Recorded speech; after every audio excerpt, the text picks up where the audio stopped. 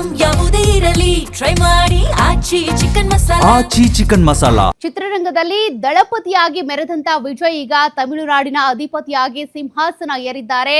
Vijay CM ಆಗಿದ್ದೇ ತಡ ಇತ್ತ ಆಂಧ್ರದ ಸ್ಟಾರ್ ಜ್ಯೋತಿಷಿ ವೇಣುಸ್ವಾಮಿ ಅವರು ಆಘಾತಕಾರಿ ಭವಿಷ್ಯ ನುಡಿದಿದ್ದಾರೆ.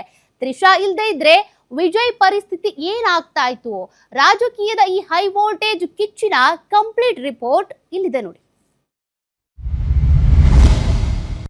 ದಳಪತಿ ಸಿಎಂ ಕುರ್ಚಿಗೆ ಎದುರಾಯ್ತ ಗ್ರಹಚಾರ.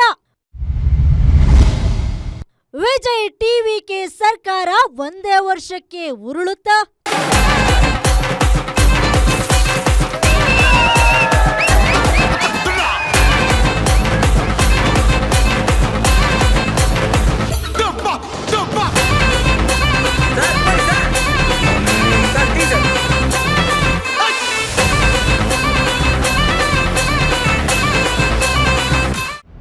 ತಮಿಳುನಾಡಿನಲ್ಲಿ ಹಲವು ಅಡೆತಡೆಗಳ ನಡುವೆ ವಿಜಯ್ ಟಿವಿಕೆ ಪಕ್ಷ ಆಡಳಿತ ಶುರು ಮಾಡಿದೆ. ಆರಂಭದಲ್ಲಿ 108 ವಿಘ್ನಗಳ ಎದುರಿಸಿ ವಿಜಯ್ ಪಟ್ಟಕ್ಕೇರಿದ್ದಾರೆ. ಆದರೆ ಇವರ ಸರ್ಕಾರ ಒಂದೇ ವರ್ಷಕ್ಕೆ ಉರುಳುತ್ತಾ ಉಳಿಯುತ್ತಾ ಅನ್ನೋ ಲೆಕ್ಕಾಚಾರ ಈಗಿನಿಂದಲೇ ಶುರುವಾಗಿದೆ.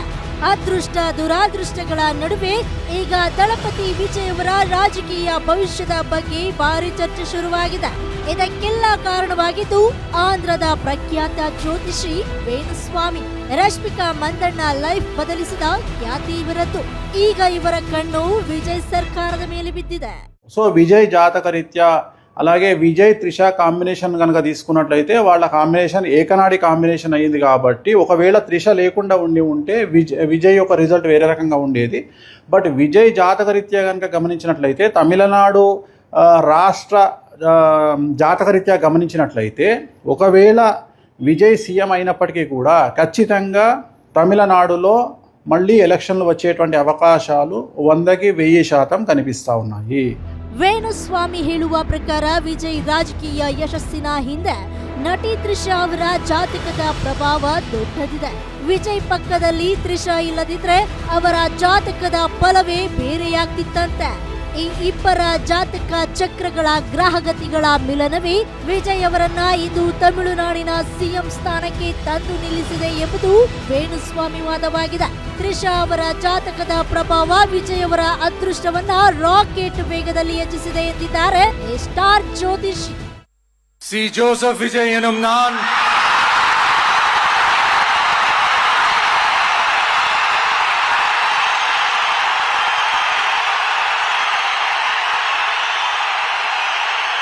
சட்டப்படி அமைக்கப்பெற்ற இந்திய அரசியல் அமைப்பின்பால்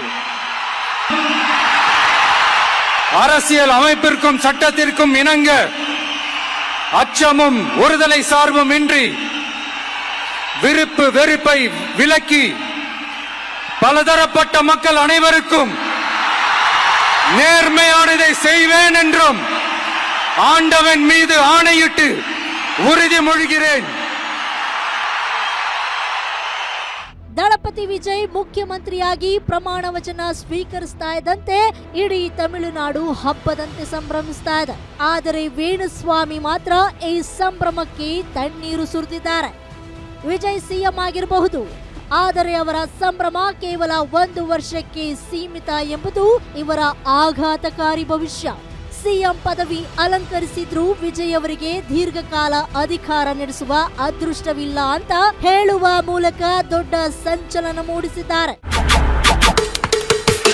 ನೆಂಚಿಲ್ ಕುಡಿಯಿರುಕು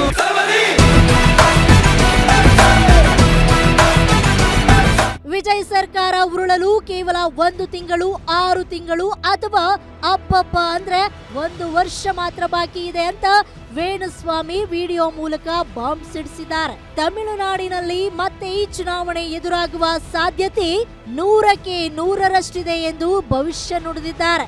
ಗುರುಗ್ರಹದ ಬದಲಾವಣೆಯಿಂದಾಗಿ ತಮಿಳುನಾಡಿನಲ್ಲಿ ಸ್ಥಿರ ಸರ್ಕಾರ ರಚನೆಯಾಗುವುದು ಅಸಾಧ್ಯವಂತೆ. ಈ ಏರುಪೇರುಗಳು ವಿಜಯ್ ಅಭಿಮಾನಿಗಳಲ್ಲಿ ನಡುಕ ಹುಟ್ಟಿಸಿದೆ.